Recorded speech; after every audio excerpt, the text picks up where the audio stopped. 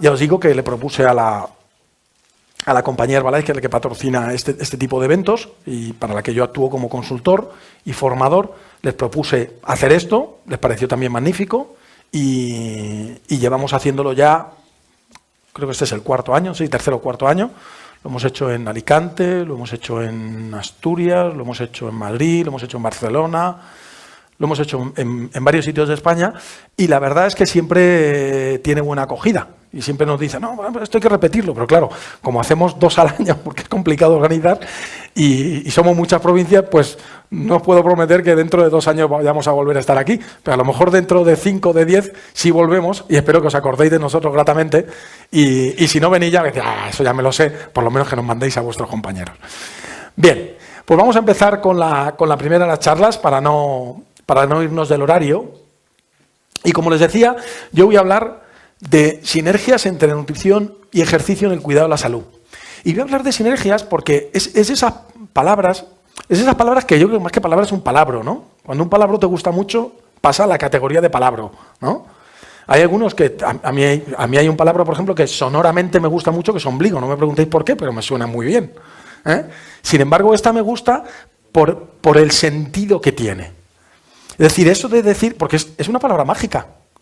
Porque cuando los magos hacen eso, se ponen el pañuelo y dicen, mira, 1, pum, 2, tapan, chum, 3. Que 1 más 1 sea más que 2, es magia. Pues la sinergia es eso. La sinergia es que 1 más 1 es más que 2. Y yo al mundo del deporte lo traduzco como el trabajo en equipo.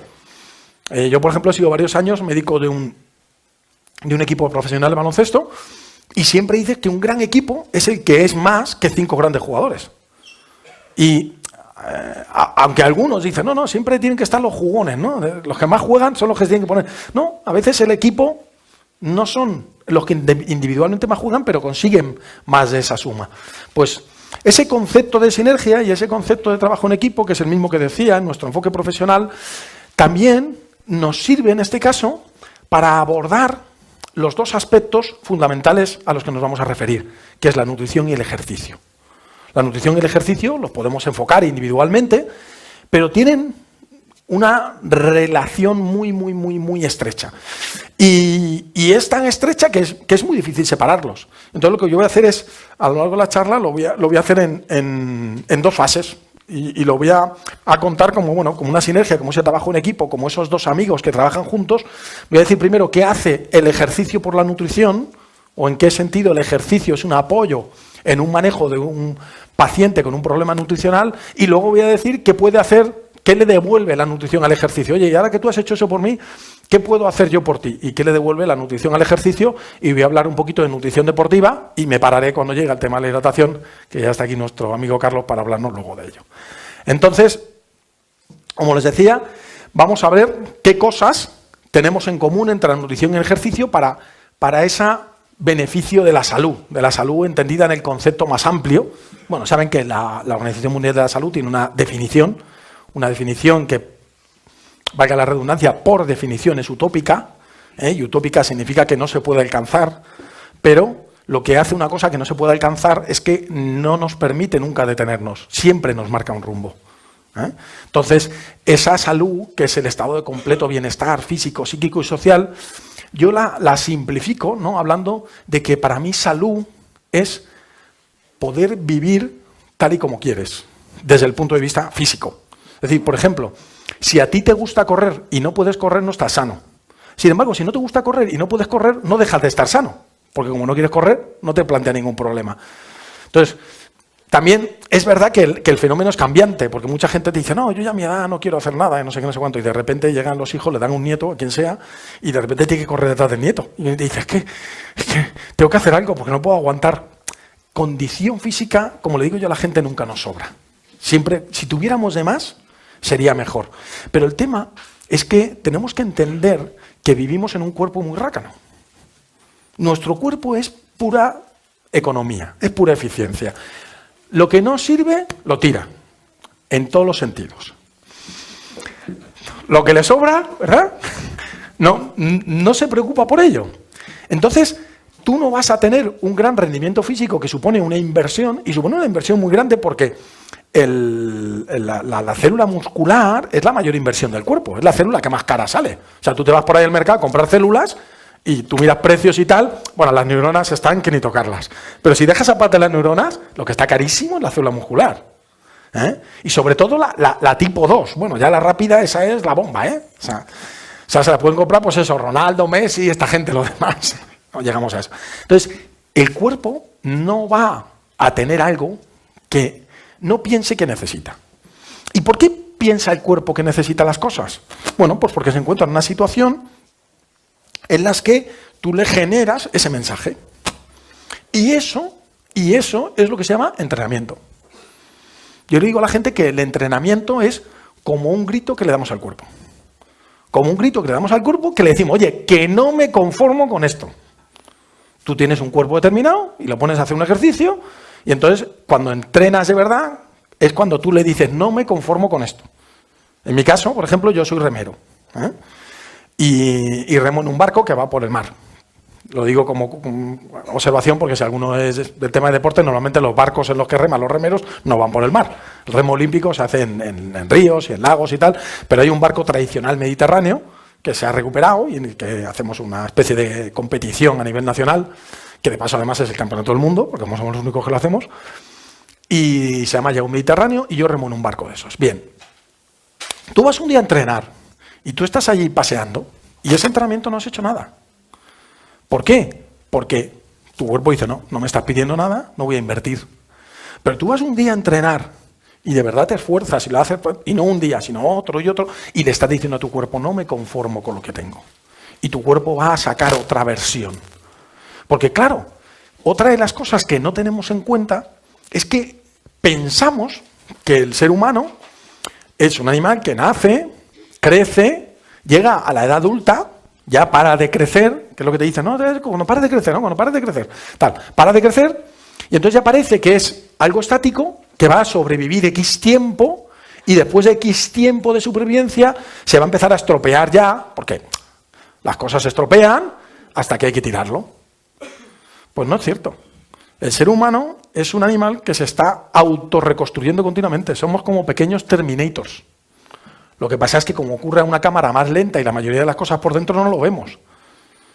Pero, fijaros, pensar, tenemos un montón de tipos de células, ¿verdad? Eso estamos todos de acuerdo, ¿no? Pensar en una solo, glóbulo rojo, porque es una conocida, el eritrocito. ¿Cuánto vive un eritrocito? No sé, ¿se ha cambiado esto? ¿Alguno de los nuevos médicos o enfermeros? En mis tiempos vivía 120 días, ¿sigue viviendo igual? No hemos conseguido... ¿Qué tanta medida? 120 días, seguimos. ¿Dónde están las negociaciones del sindicato de eritrocitos? Bueno, pues lo dejamos en 120 días. 120 días, en un cálculo aproximado, son 4 meses, ¿ok? Bien, 4 meses. ¿Cuántos eritrocitos tenemos cada uno? Cuando uno se hace un análisis de sangre, ¿qué pone ahí? Glóbulos rojos. Eso sí, ¿no? ¿Qué pone en el número de glóbulos rojos? Parece que estoy examinando aquí. ¿Hay estudiantes de medicina? Para que aproveche y los maltrate. X millones de glóbulos rojos, 4, 5, 6, los que sean. 4 millones de glóbulos rojos por milímetro cúbico, por microlitro. O sea que tenemos trillones de esas células. Pues cualquiera de nosotros, tú misma, dentro de 4 meses, esos trillones de células se han muerto todas. Trillones. Muertas. Qué horror, qué desastre. Y sin embargo, si le volvemos a hacer una analítica, probablemente nos dé el mismo resultado. La consecuencia es muy obvia, ¿no? ¿Qué ha pasado? Que hemos construido de un solo tipo de células en 4 meses trillones. Estamos continuamente ahí, pim, pam, pim, pam, pim, pam. Entonces, lo que nosotros hacemos con el ejercicio es modificar la siguiente versión.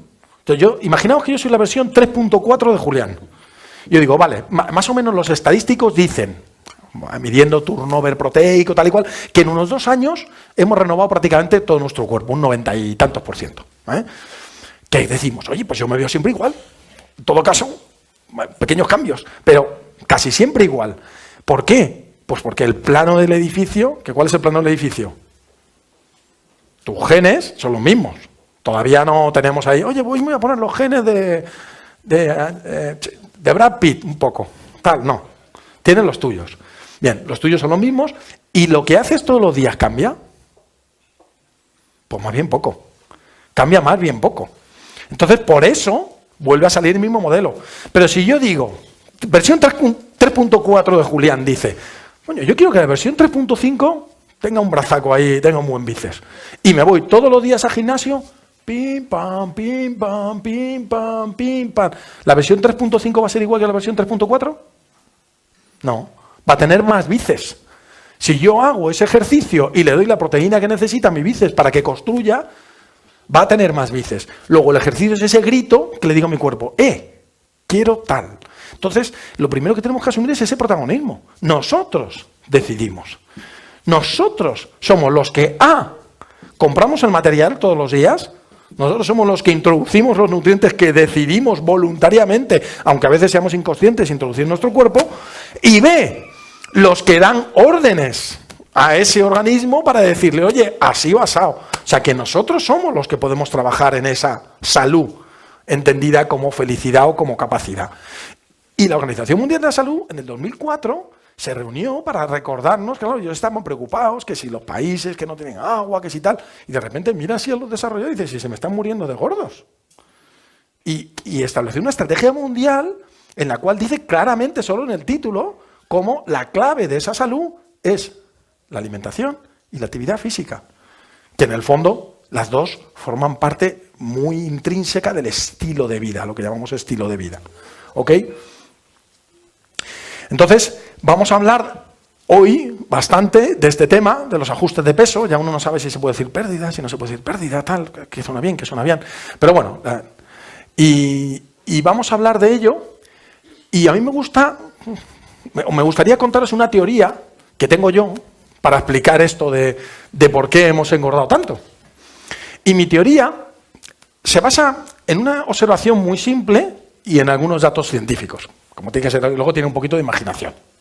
Bien, la observación simple es que, o el dato científico es que una persona adulta que no tenga una neoplasia va a aumentar de peso, o que no tenga una fuga de líquidos en alguna parte, va a aumentar de peso en función de dos cosas, la grasa o el músculo. Como hemos dicho, el músculo cuesta un follón. Para sacar un poquito del bíceps ese que decíamos, hay que darle, pero mucho. A mí me hace gracia, hay gente que viene a mi consulta, mujeres que me dicen, no, doctor, yo quiero que me controle esto un poco y tal y cual, pero cuidado, no me mande al gimnasio, que a mí enseguida me sale mucho músculo. Y le digo, más quisieras. Digo, ya. Bueno, el músculo es muy difícil de conseguir, por lo que decíamos antes, porque es muy caro. Y cuando una persona empieza a entrenar, por eso no aumenta el músculo. Lo primero que hace una persona cuando empieza a entrenar es lo que se llama acondicionamiento neural. Lo primero que hace es decir, bueno, con los que tengo, si los organizo bien, ¿saco esto para adelante?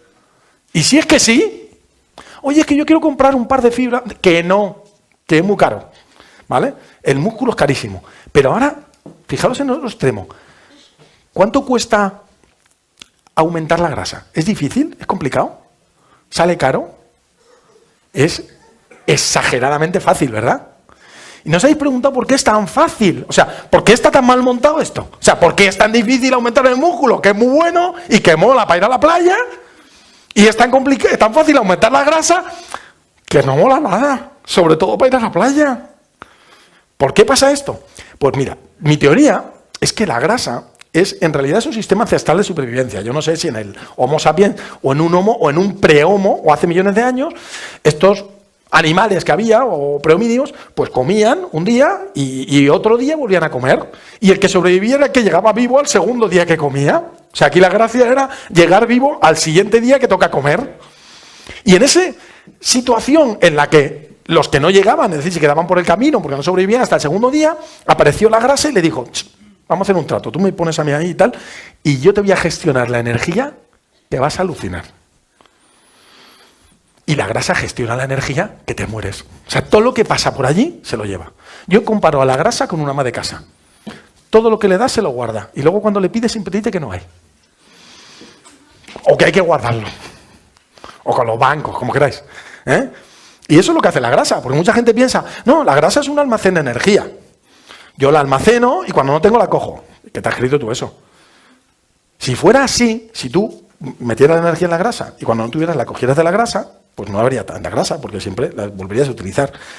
Y por ejemplo, un tipo que se pone en huelga de hambre, obviamente, como no ingresa alimento, estaría utilizando toda su grasa, ¿no? Luego, después de una semana en huelga de hambre, nos lo sacarían en la tele y saldría el tío como un culturista, con todos los músculos marcados, ¿verdad?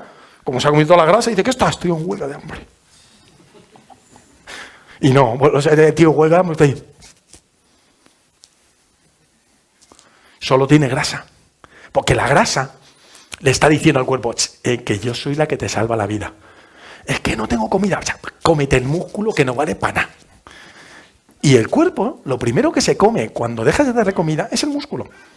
No es que él piense, porque el cuerpo no piensa eso. No dice, grasa buena, tal, la grasa me ha engañado. Pero el cuerpo sí sabe que, primero, necesita proteína, cosa que no va a encontrar la grasa, además de calorías, y sin embargo, comiéndose el músculo, eso tiene calorías. Y además, si se come el músculo deja de gastar. Es un ERE bien hecho. O sea, el cuerpo hace, cuando tiene una crisis energética, hace un ERE. ¿Y a quién despide? Al que más cobra. ¿Cuál era el que más cobraba? Era el músculo. Fuera músculo. Y si no lo usa, pues más todavía. ¿De acuerdo? Entonces, yo digo que lo que ha pasado con la grasa es que tanto tiempo hay metida, la tía, macho, ya, o el tío, no quiero ser sexista con esto, el ente, tanto tiempo hay metido el ente, pues ha desarrollado estrategias y ha desarrollado poder y ha desarrollado vida propia. Y eso hoy en día lo estamos reconociendo. Antes pensábamos que la grasa era un tejido de depósito, ¿verdad? Y ahora sabemos que la grasa produce hormonas. No sé si nos hablaréis un poquito más de ello, de alguna de estas cosas, que tiene conexiones al cerebro. Además, sobre todo al cerebro límbico, al cerebro de las emociones. La grasa es esa que tú cuando vas andando por la calle y pasas al lado de una pastelería y ves ahí una magdalena, te dice, Julián, esa magdalena te está mirando y quiere algo contigo y tú con ella. No seas tonto. Es que el lunes, siempre hay un lunes. ¿Qué hoy es el lunes? Bueno, el lunes que viene. Entonces, esa grasa se ha convertido, yo digo que en un alien. Esa es mi teoría, la teoría del alien. Tenemos un alien ahí dentro. Un alien que ha desarrollado mucho poder y que está dentro de nuestro cuerpo esperando que pase lo que sea. Porque a la grasa van las grasas, a la grasa van las proteínas. Tú eres capaz de incorporar una cantidad de proteínas. En el caso, por ejemplo, de un tío haciendo ejercicio muscular y tal, pues en los experimentos que se hacen aumentando la cantidad de proteínas que le das, hasta 25 gramos entran, digamos, en el turnover proteico. A partir de ahí, si tú un tío de estos, que hay productos en el mercado con 50 gramos de proteína o con 80, bueno, pues esos 25 extra, ¿quién los pilla? La grasa, el alien. Tú, en un momento determinado, te comes algo dulce y ¿qué pasa? ¿Qué pasa si comes algo dulce? ¿Que tu glucosa en sangre, qué hace? Sube. ¿La glucosa en sangre es buena o mala? Mala, malísima. A los diabéticos lo primero que les dices es que la glucosa nunca puede estar alta. Y es verdad. Tú haces la hemoglobina glicosilada para comprobar que no ha estado alta en ningún momento. Pero una persona sana, como es mala, malísima, porque daña mucho los vasos, que son los problemas de los diabéticos, tenemos un guardaespaldas y ahí sale la insulina. ¡Glucosa! ¡Fuera de aquí! ¡Ay, ay, voy a llegar! ¡Fuera de aquí! ¿Quién la adopta? El alien. Otra vez. Se lleva todo. Y cuando tú le pides, os vuelvo a decir, no. Tarda un buen rato y encima te lo da chinchando. Dice, pues como te dé yo, te voy a cetosizar, ¿eh? Y te vas a enterar, y te vas a marear, y vas a estar deprimido. Y ¿habéis conocido a alguien que os crucéis con él? Oye, Manolo, ¿cómo estás? Estoy a dieta. ¿Habéis oído a alguien decir, estoy a dieta con alegría? No sé si nos contará Pilar algo diferente, pero difícil, ¿verdad? Entonces, bueno, pues está ahí esperando para hacerse con lo que pueda. Y yo digo eso, pues que tenemos que tener un poquito de cuidado, ¿no? Porque tenemos el alien ahí y en ocasiones pensamos, bueno, pero puedo intentar resistirme, ¿no? Puedo intentar resistirme para que no consiga lo que él quiere, para que no me siga ahí metiendo calorías y tal. Y a veces lo intentamos, pero es que, ya os lo digo, que ha desarrollado muchas estrategias, tiene muchas armas.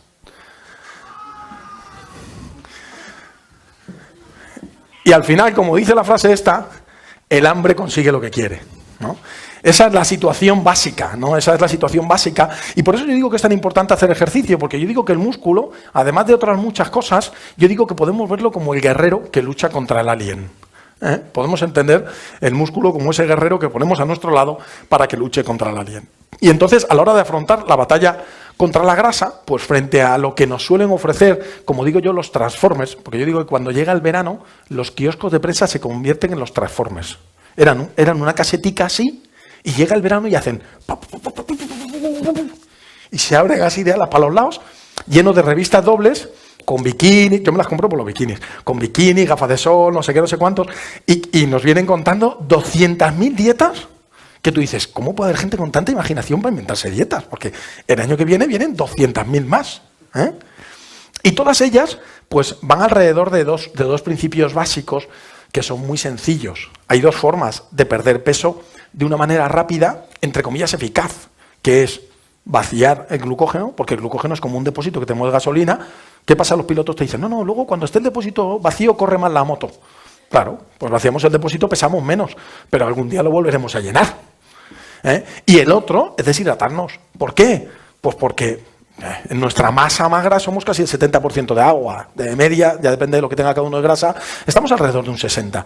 Bueno, pues es fácil quitar un poquito y quitas un poquito de peso, pero te tendrás que rehidratar algún día porque es una necesidad, ¿de acuerdo? Entonces, frente a estos dos, digamos, atajos para la pérdida de peso, que son los que nos venden todos de cara al verano, y que el problema que tienen los atajos es que parece que vas más rápido, ¿eh? Que te vas saltando pasos, pero al final te estrellas, ¿eh? Frente a estos dos atajos, bueno, pues lo que es la realidad es que tú siempre que pierdes peso, pierdes tejido graso y tejido muscular. ¿De acuerdo? Y cuando la pérdida, como os decía antes, es muy brusca, vas a perder más tejido muscular. Por todo lo que os contaba antes. Y cuando la pérdida es solo con dieta, y entonces el músculo no lo usas para nada, pues más fácil tienes perder tejido muscular. Y cuando la pérdida es en una dieta más pobre en proteínas, o en una dieta absoluta que no tiene proteínas, y el cuerpo necesita sacar las proteínas de algún lado, pues vas a perder más tejido muscular. Entonces, en esas situaciones es en las que más tejido muscular vas a perder, que es lo que no te interesa. Porque hemos dicho que era la parte buena, el guerrero que estaba de nuestro lado. Entonces lo que nos interesa es hacer una pérdida de peso, siempre que sea programada, con ejercicio, y os digo una cosa, el ejercicio hay que hacerlo intenso, señores, como la vida misma. Hay que hacerlo intenso.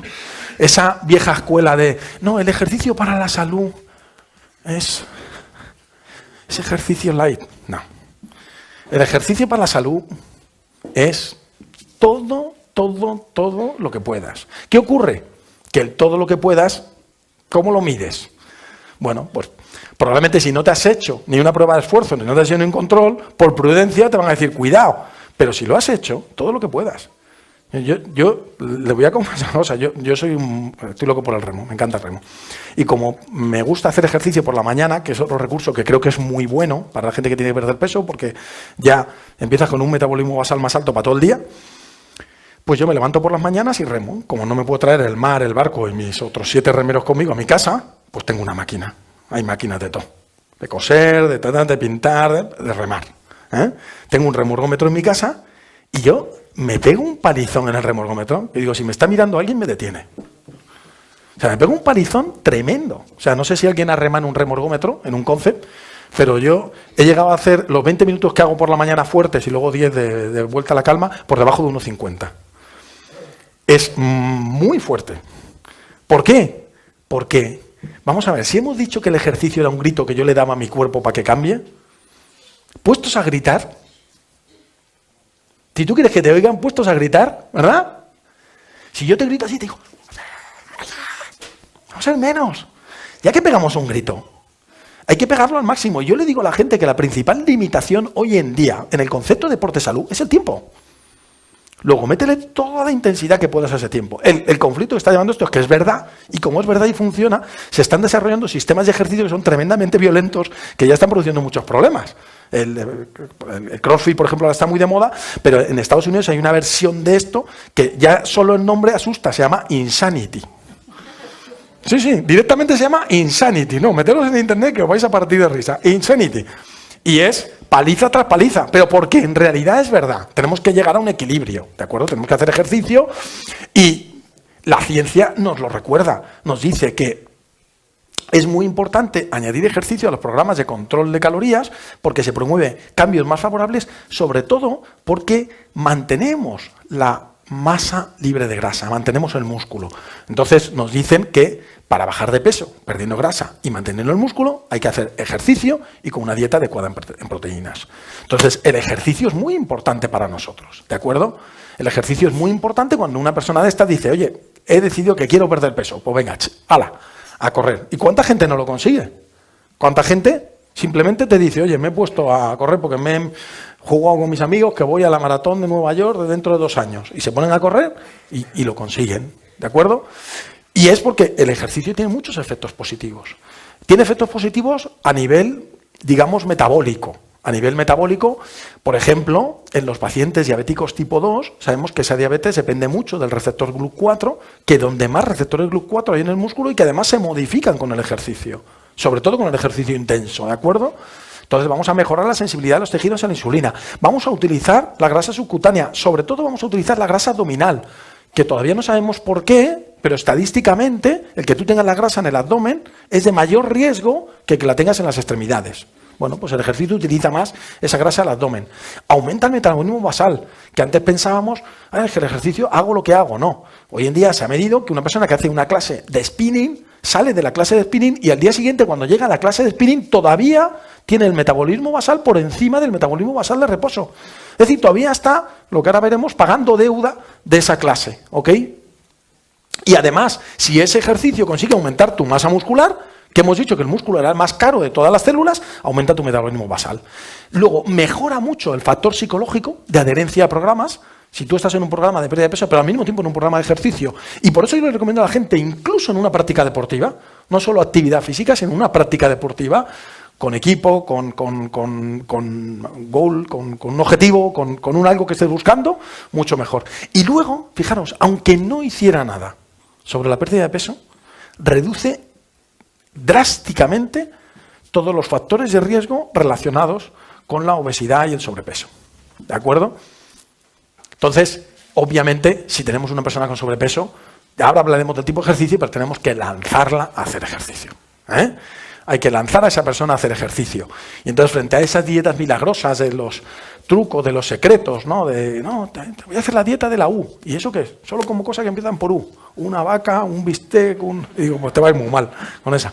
Bien, aparte de esas dietas milagrosas, vamos a cambiar por el milagro de la dieta saludable más ejercicio. Que además, señores, esto es cultura. Tenemos la vergüenza de haber generado la cultura del sedentarismo. El ser humano no era sedentario. Y hemos generado la cultura del sedentarismo. Yo cuando voy a alguna de estas charlas de gente que le gusta más hablar de esto y ya me ponen el colmo de los colmos, que no es el mando a distancia. Ya han inventado un mando para mandar en los mandos. Pero como tenemos 5 o 6 mandos, un mando con el que controlan los demás mandos. Y luego el siguiente paso ya es que además ese mando lo controlas por voz. Con lo cual ya no mueves ni la mano. Entonces, ese culto al sedentarismo lo estamos pagando muy caro. Y creo que debemos cambiar esa cultura. O sea, tú le dices a una persona, vete de aquí a allá, o sube a un piso y hay un ascensor, y no entienden subir por la escalera. No lo entienden.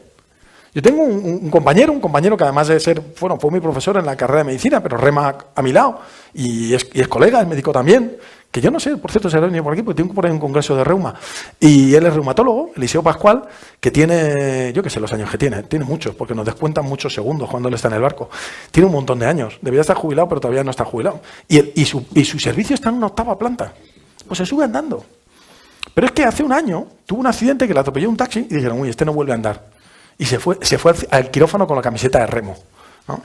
Y le rehabilitamos, como digo yo, remando, y lo teníamos remando a los 3 meses con una fractura tibial con aplastamiento, y a los 6 meses volvió a darse de alta para trabajar y volvía a subir andando a la 8ª planta. Entonces, es una cuestión de cultura. Y tenemos que ser conscientes de que nosotros tenemos un peso muy grande en la cultura de la gente. Y igual que en la cultura de la gente estamos consiguiendo modificar culturalmente el hábito del tabaco y estamos consiguiendo que el hábito del tabaco sea un hábito negativo o mal visto, que hay gente que todavía está enganchada, bueno, ya les ayudaremos, pero estamos favoreciendo el ser no fumador culturalmente. Culturalmente tenemos que favorecer el ser no sedentario, el hacer ejercicio. Y como os decía, se puede hacer cualquier tipo de ejercicio. Clásicamente se decía que había que hacer ejercicio aeróbico. ¿Por qué? Porque es el que quema las grasas. Esta es una paparruchada que todavía se cuenta en la universidad. De esas cosas que todavía dices, ¿cómo se puede contar esto en la universidad? A mí, ¿qué más me da lo que yo utilice? Vamos a ver, la grasa es como el banco. Es donde está ahí toda la pasta de energía. Si yo quiero gastarme la pasta del banco, ¿Qué tengo que hacer? ¿Gastarme pasta muy poquita, así poquito a poco? ¿O llegar y decir, unos zapatos de 3 millones de pelas? No sé, a lo bestia. Si yo quiero gastar gasolina en un coche, yo voy en un coche, ahora que está de moda eso, el Efficient Dynamics, yo voy en un coche a una velocidad constante, bajita, y consumo lo mismo que si voy pegando acelerones. ¿Cómo consumo más? Pegando acelerones y frenazos. Pues esto es lo mismo. Esto, evidentemente, gasta. Pero ¿qué ventaja tiene el aeróbico? Que esto lo puede hacer todo el mundo. Porque lo decíamos antes. Todo lo que puedas. Es que una persona que no ha hecho nunca ejercicio, tú le metes, por ejemplo, a remar, o le metes en un entrenamiento de cross-training y se muere. Y como le digo yo cuando doy clases, que doy también clases a entrenadores personales, les digo, ¿cuál es vuestro principal objetivo a los 2 meses con un cliente?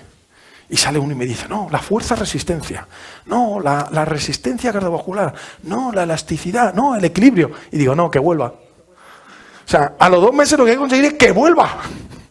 Ese es el problema. Entonces, el que no ha hecho nunca ejercicio, hay que empezar con un ejercicio aeróbico, y cuando va teniendo esa base aeróbica, vamos metiendo otros ejercicios. Ejercicio de fuerza, para la pérdida de peso. No, claro, porque si yo estoy haciendo, sobre todo si hago una dieta relativamente brusca, relativamente grande, es muy importante que lo mande a hacer pesas, porque si no me voy a cepillar el músculo. Y esto es lo que más sujeta el músculo que tengo y lo que me ayuda a formar músculo, ¿ok? Y luego, como una especie de mix, hace unos años se han creado la moda de los ejercicios interválicos, el spinning, el indoor walking, y la verdad es que funcionan, porque son ejercicios que se hacen en alta intensidad, con lo cual el gasto calórico, como ahora veremos, es muy alto, y además tienen suficiente intensidad para mantener el músculo, para mantener viva, sobre todo esa fibra tipo 2, que es la que más tiende a atrofiarse, y incluso ya hay trabajos que muestran mejoras de capacidad aeróbica haciendo este tipo de entrenamiento. Entonces, bueno, pues es un kit muy completo que nos permite a una persona decirle, oye, tú te vas todos los días 1 horica al gimnasio, que además te lo hacen con música, con buen rollito, allí con todo, pim, pam, te lo pasas bien y haces un ejercicio que te vale un poquito para todo.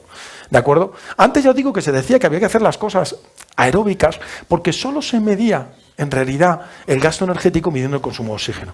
Yo en unos laboratorios donde trabajé en Estados Unidos, en el de Virginia, era uno de los sitios donde hacían esto. Y te veías por todos sitios a gente con una bolsa de Douglas, porque entonces se medía el consumo de oxígeno con una bolsa de Douglas, pues un tío andando con no sé qué, otro tío con una muleta, otro... Bueno. Pero hoy en día sabemos que no solo se gasta el oxígeno que consumimos, que se gasta el oxígeno que consumimos si todo fuera totalmente aeróbico, pero nada es totalmente. Y por supuesto el ejercicio nunca es totalmente aeróbico. Entonces, pues alguien se le ocurrió, bueno, pues puede ser útil a lo mejor para esto, pero no es útil, por ejemplo, para medir el gasto en un test de Wingate. Y a alguien se le ocurrió comparar, decir, bueno, vamos a hacer un ejercicio que es el mismo ejercicio, luego es la misma cantidad de energía y con el mismo modelo de ejercicio que es correr, luego más o menos con la misma eficiencia, tiene que gastar lo mismo. Entonces vamos a recorrer una distancia, no era más que esto, evidentemente, vamos a recorrer una distancia con 2 modelos. Uno de ellos corriendo a una velocidad continua, que es el clásico ejercicio aeróbico, ¿no? Y el otro de ellos, el otro modelo, es yo voy a recorrer la misma distancia, pero en vez de hacer eso, voy a hacer sprint intermitente, es decir, voy a hacer...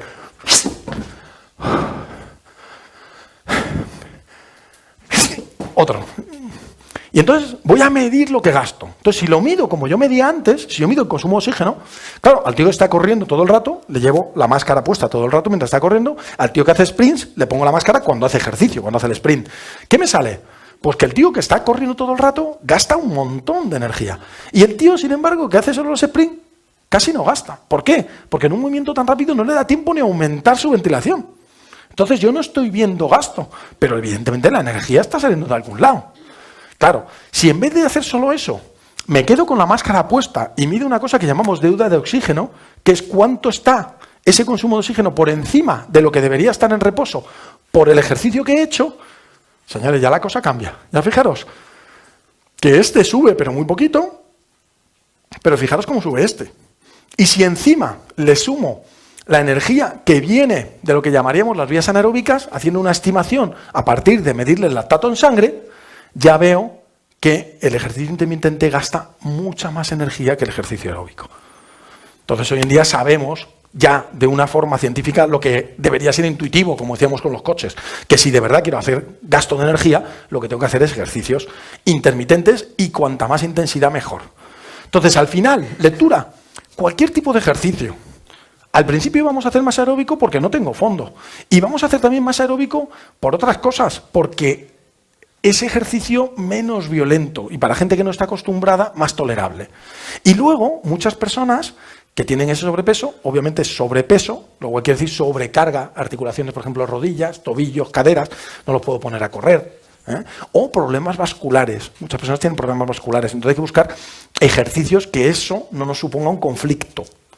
¿Y qué hacemos? Pues eliminar ejercicios con mucha carga articular, eliminar ejercicios de impacto. Y yo siempre, al principio de un programa de ejercicio, una persona que no está acostumbrada a hacer ejercicio, sobre todo a partir de una cierta edad, incluyo algún ejercicio de los que yo llamo posturales. Algún tipo de práctica que incluso tiene más ventajas, ¿no? A nivel mental, etcétera, etcétera, pero sobre todo que les enseña un poquito también a relajarse y a conocer su cuerpo. Y una de las cosas que a veces pienso que tengo que meter una cámara oculta en la consulta es cuando le explico a la gente cómo tiene que hacer abdominales para utilizar el transverso. Y le digo a la gente, no, tiene usted que hacer abdominales, pero no, no, yo es que me colgaba aquí, hacía, oh, no, tiene usted que hacer esto. Mire. El tilt pélvico famoso.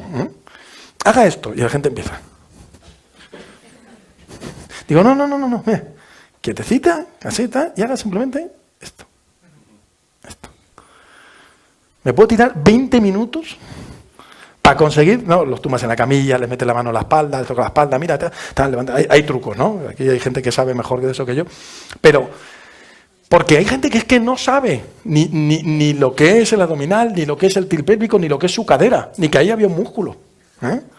Entonces, pues a través de este tipo de actividades, yoga, pilates, etcétera, tai chi, conseguir un poquito de contacto con el cuerpo, que la gente, ahí va, sí tengo cuerpo, y es mío, y le puedo mandar cosas, y me obedece. Bueno, la gente a veces le da un subidón estupendo, ¿no? Pero siempre recordando que por mucho que pongamos a hacer la gente ejercicio, la clave para el control de peso sigue siendo el control de calorías. Si tú a una persona la introduces en un programa de ejercicio con libre consumo de calorías, aumenta de peso. Siempre. Porque el ejercicio además va a ser la excusa perfecta. El alien va a estar encantado. ¿Pero te das cuenta de lo que acabas de hacer? Vamos. Entonces, siempre que te pases un poquito de más y sobre alguien, ¿quién lo va a coger? El alien. Ya está. Pues ahí está. Entonces, muy importante, hacer ejercicio, especialmente intenso, va a ayudar a mantener la masa muscular. No consume tanto como la gente se cree. A mí me hacía mucha gracia en un curso que hacía yo de instructores de aeróbic, que me vino una con un pulsómetro y me dice, ¿me ha dicho un pulsómetro? ¿Qué he consumido? Bueno, me parece que en una hora había consumido 3.000 calorías. Y yo dije, Dios mío, qué maravilla de pulsómetro. Qué bien miente. En una hora, señores, haciendo ejercicio, para normales cuentas, durante el ejercicio, otra cosa es que luego hablemos calculemos de deuda de oxígeno, pero durante el ejercicio, conseguir en una hora gastar 500 calorías, vamos, hay que ser Armstrong en una bici. Y ayudado. Entonces, el ejercicio va a consumir, evidentemente va a consumir calorías, pero sobre todo nos va a ayudar a mantener la masa muscular, va a aumentar ese metabolismo basal y va a ayudarnos a mantenernos en el programa. ¿De acuerdo? Pero vigilar las calorías aunque hagáis ejercicio. Y luego, la parte B, que vamos a ir muy rápido con ella, que es cómo puede la nutrición ayudar al ejercicio, es ayudando en todos los sentidos. En lo que la nutrición ayuda a cualquier persona a mantener su salud, a tener todas las materias primas, etcétera, etcétera. Y en ese sentido voy a hablar de un concepto solo, porque vamos muy justos de tiempo, de un concepto solo que para mí es clave, y es el concepto de alimentar el ejercicio. Yo incluso con deportistas de mucho élite, bueno, ahora estaba con uno que es un lío, porque es muy complicado, porque es un tío que ha decidido que va a recorrer las 7 Islas Canarias corriendo durante 7 días. Es una cosa para la ayuda contra el cáncer, es un ultrafondista muy famoso, se llama Darío Dorta, y el Run Espiral se llama, o algo así, el reto, pero es hacer aproximadamente unas 10 horas de carrera cada día en 7 islas. Entonces, en este caso, es muy difícil separar el ejercicio de tu vida normal, porque te levantas por la mañana, estás corriendo, acabas y te vas a dormir. Entonces, es complicado, ¿no? Pero en situaciones normales, yo a los deportistas muchas veces les hago ese planteamiento. Les digo, vamos a organizar, por una parte, tu dieta de tu día normal, y luego tu alimentación del ejercicio. ¿Por qué? Porque yo creo que es muy importante alimentar el ejercicio, porque hay que devolverle ese favor que nos está haciendo. Y el ejercicio, si hemos dicho que es un grito destinado a cambiar mi cuerpo, necesita nutrientes. Si imagino que mi cuerpo es un edificio y el ejercicio es un grito, es decir, voy a renovar el edificio, imaginaros que, por coger una parte, el cuarto de baño, que decido renovar el cuarto de baño. Ese grito lo que está haciendo es destruir el cuarto de baño. El ejercicio es tremendamente catabólico. Está destruyendo el cuarto de baño para que construyamos uno nuevo. Pero seríamos muy malas personas si dejamos pegar ese grito, destruir el cuarto de baño. Venga, vamos a hacer nuevo. No, ahora no te doy los azulejos. No lo dejes así. Entonces, al músculo, ya que se lo ha currado, hay que darle lo que necesita. ¿De acuerdo? Y eso es este concepto de la nutrición en la recuperación.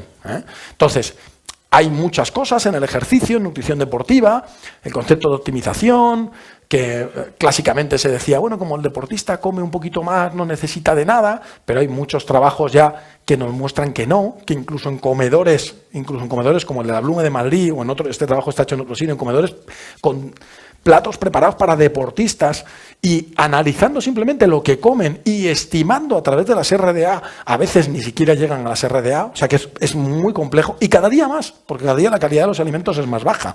Cada día las frutas tienen menos vitaminas, las verduras tienen menos de todo, tenemos más cantidad, pero tenemos menos de todo. Entonces, bueno, pues al final eso no pasa.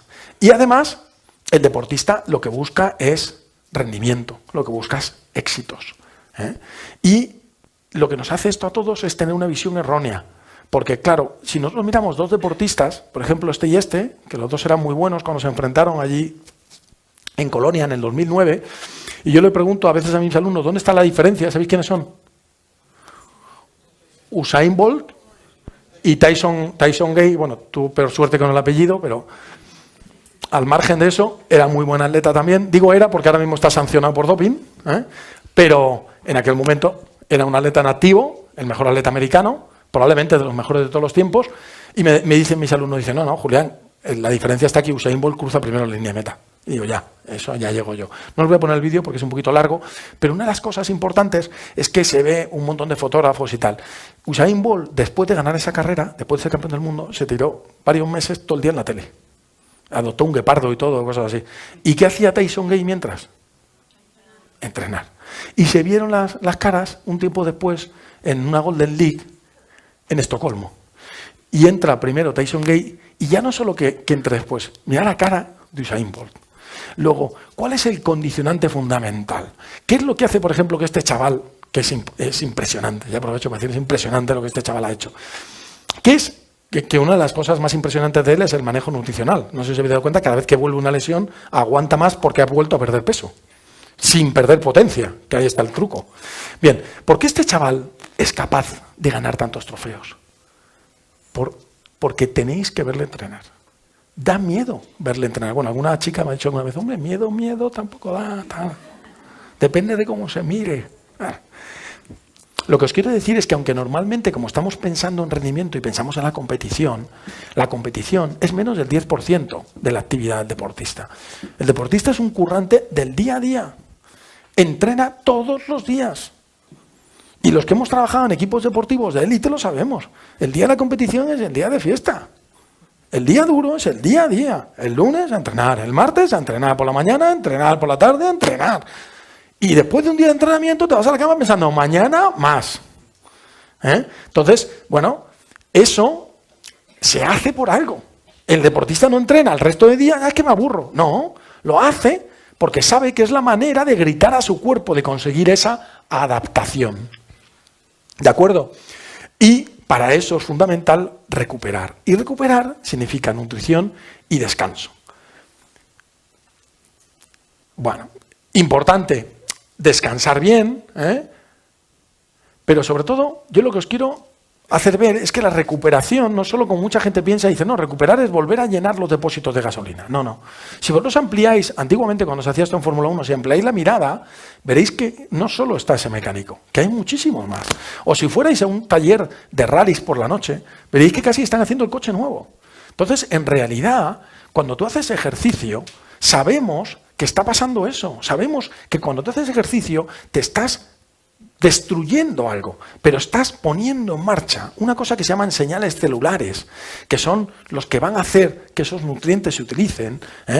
Este es un ejemplo muy bonito porque esto es una rata mutante, como las tortugas ninja, pero en rata. Que esta que es más oscura, que es aquí, que tiene más glucógeno, bueno, pues es porque tiene una mutación en una proteína que se llama PGC1-alfa, y los PGC1-alfa positivo, fijaros una tinción de Pasch, como tienen mucho más glucógeno y corren más que las otras. ¿Y por qué? Pues porque ese PGC1-alfa es una de estas señales celulares, que cuando yo hago ejercicio mi cuerpo lo libera y hace que cambie. Entonces yo decido en mi cuerpo que no me vale con lo que tengo, pues libera PGC1-alfa y la PGC1-alfa hace que mis depósitos de glucógeno aumenten. Pero está la PGC1-alfa, está la insulina, los factores parecidos a la insulina, está el famoso AMP cíclico de toda la vida y está todo el sistema de los TORC y todo el sistema de AMPK con todo el control de metabolismo, de síntesis proteica, al final para a través de estimulaciones con el ejercicio en esas señales, conseguir respuestas que produzcan una síntesis proteica. Entonces, eso es lo que llamamos, desde un punto de vista pragmático, ventana metabólica.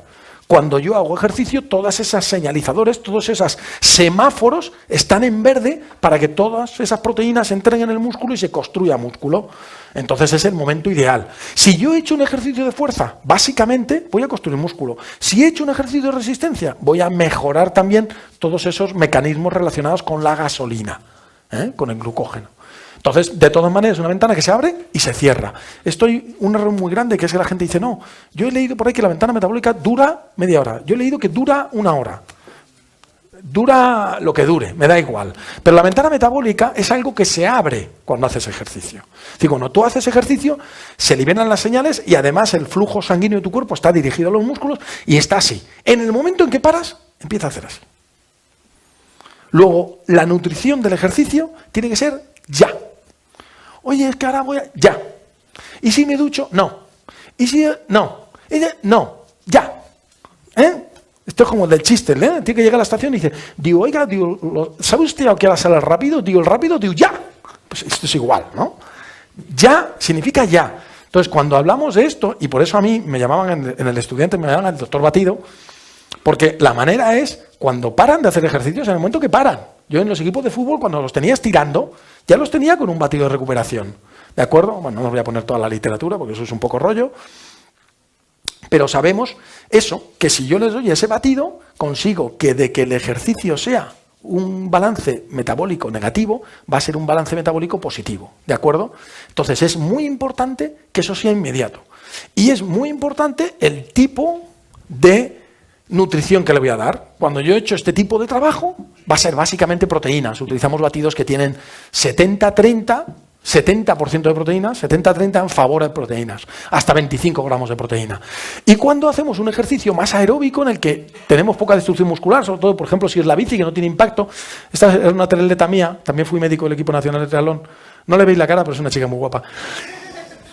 Cuando tú haces este tipo de ejercicio en el que no destruyes músculo, lo que sí que gastas es mucho ese combustible y necesitas más glucógeno. Entonces la composición es al revés, es 70-30, pero 70 de carbohidratos y 30 o 20 incluso de proteína, ¿de acuerdo? Entonces, ese tipo de diferencias las estableces en función de eso, pero cuando tienes deportes mixtos a veces usas cosas un poquito mixtas.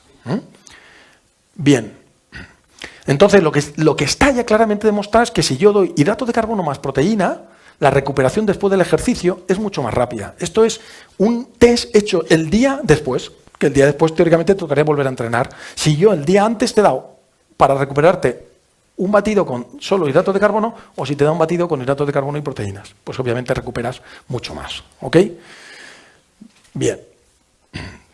Bueno, son estudios complicados porque la mayoría de estos estudios para medir esa síntesis muscular hay que coger arteria y vena femoral de una pierna, que es la que estudias, y arteria y vena femoral de la otra, que es el control.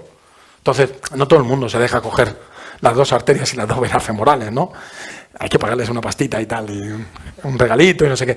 Bien, pero la cuestión es que, a pesar de que los estudios, si os fijáis ahora, son pequeñitos, fijaros, 6 hombres, 5 hombres, 4 hombres, 6 hombres, 7 mujeres, a pesar de eso, si os fijáis, la tendencia es muy clara, siempre positiva, ¿no? A que el cambio neto, cuando tú utilizas hidratos de carbono y proteínas como ayuda ergogénica, después del ejercicio consigues eso.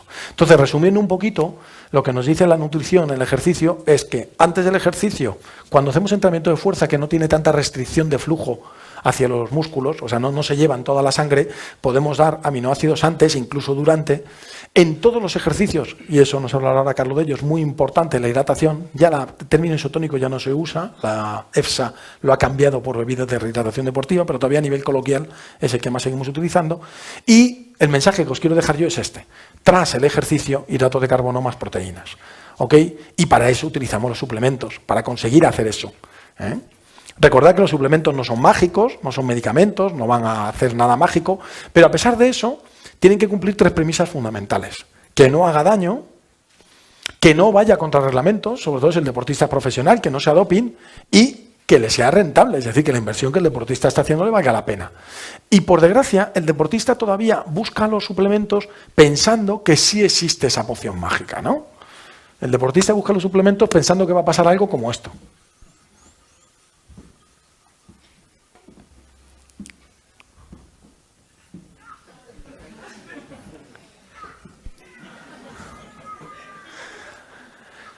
Bueno, y la mala noticia es que, bueno, pues que no existe la poción mágica. Bueno, existe la poción mágica, ¿eh? En los cómics, que curiosa, a mí siempre me ha hecho gracia, ¿no? Que esto es la poción mágica, que era un tal Asterix, que le dieran algo que hacían con un brebaje y que se fuera a los Juegos Olímpicos. No sé, ¿cómo llamaríais a esto? ¿Dopaje lo llamaríais? Pues es un cómic francés, no sé si. Me ha parecido curioso, es un detalle curioso, ¿verdad? Bueno, pero al margen de esa broma, lo que sí existe es la magia de la ciencia, ¿no? Que es lo que se estaba diciendo, que este conocimiento de todas estas investigaciones, no solo de premios Nobel, sino de otros que nunca tendremos un premio Nobel, pero desde que teníamos pelo, hemos estado por ahí, esta foto es en el CAR además creo, ayudando a los deportistas, hasta que bueno, pues algunos han llegado a la NBA y otros pues están ahora empatados a la cabeza de la liga, con 5 victorias. Entonces, bueno, pues al final, evidentemente, los suplementos son útiles. Hay suplementos que tienen un claro efecto ergogénico, como puede ser la cafeína, pero sobre todo son útiles para lo que os he dicho, para conseguir la correcta alimentación del deportista, la correcta recuperación y la correcta utilización de ese entrenamiento. Por eso, lo importante es que tengamos productos de confianza, que sepamos exactamente qué es lo que tienen, que sepamos qué es lo que estamos utilizando, y por eso digo que a mí me llamaban el doctor Batido. Esta fotografía, que va a salir ahora, es mítica, porque esto era el vestuario de la ciudad deportiva del Real Madrid, del Raimundo Saporta, no sé si sonará, que tenían un campo de baloncesto, donde ahora están las torres esas de la Castellana, y la última temporada que jugaron allí, les tocó el primer playoff contra nosotros, yo era médico de Estudiantes, y le ganamos en el 5º partido en su casa. Y esta foto está hecha en un momento que subí, porque Felipe, que entonces, ahora capitán del Real Madrid, entonces era jugador de Estudiantes, se hizo un esguince y subí a verle el tobillo, entonces dije, mira, voy a hacer una foto a los batidos. Y eso era el batido de cada uno, que era norma del equipo. Además, yo tuve la suerte de tener un entrenador que me daba a mí todo el poder que tenía que tener, y si yo decía que había que tomarse un batido, no era optativo, había que tomarse un batido. Y entonces yo me acuerdo que le dije, Pepu, esto del batido es muy importante, que se lo tomen nada más acabar. Me dijo, mira, Julián, ya que te quieras meter antes que yo, el primero que habla soy yo. No, si no quiero hablar. Me mira así. No, yo solo quiero que se lo tomen. Dice, mira, pues haces eso, lo dejas ahí, y cuando suban, cuando yo les voy a dar la charla, porque cuando se acaba un partido, lo primero en la charla, la arenga del entrenador, dice, cuando voy a dar la charla, cada uno que coja su bote y que se lo beba. Ok. Y eso hacíamos en el equipo. Bueno, pues que este año eliminamos ahí al Real Madrid en playoff. El siguiente playoff, no sé si a alguien le gusta el baloncesto, esto van a aparecer historias de abuelo Cebolleta, pero nos tocó contra el Tau Vitoria, que tenía a Escola, Oberto, Nocioni, Calderón, Prigioni. Bueno, pues a ese Tau le ganamos también en el 5º partido en Vitoria, y ya nos tocó la final contra el Barça, que sabéis que la sede del Colegio de Árbitros está en Barcelona, y ahí ya no fue posible. Pero fuimos subcampeones. Total, que al final, como os decía, hay muchos suplementos cuya utilidad está comprobada y en el deporte son de práctica habitual. Y lo vamos a dejar ahí.